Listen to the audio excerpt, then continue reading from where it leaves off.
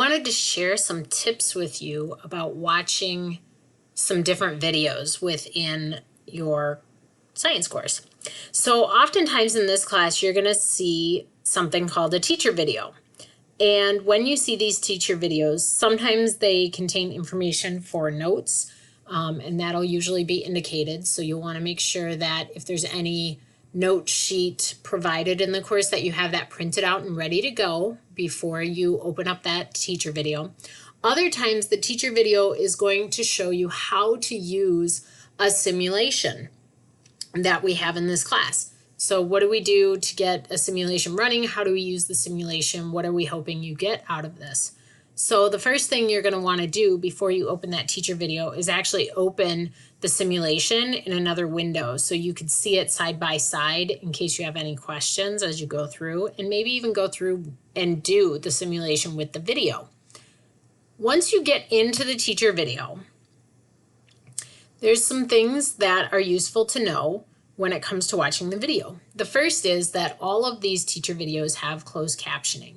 So if you're someone who you're in a noisy room and need to figure out what's being said, or you are someone who does better when you have closed captioning turned on, go ahead and turn these on, and all you have to do is click this button, and when you see a red underline, that's telling you that the closed captions are turned on.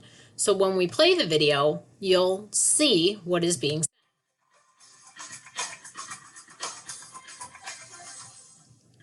Today we're going to take a look at another option you have is to come down and find these 3 dots, and you can open the transcript.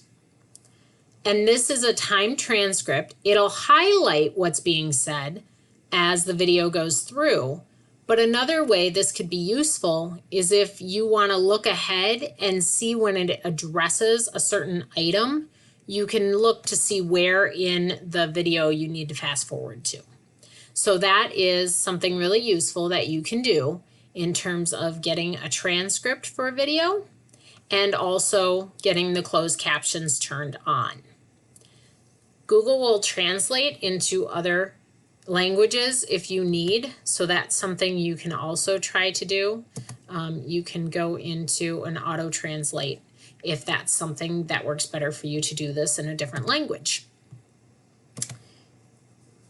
Sometimes you'll see videos refer to Flash. This is something going away in Chrome, but if you are unsure of how to access Flash, sometimes your instructor will provide those instructions, maybe in the course info or frequently asked FAQ section of the course.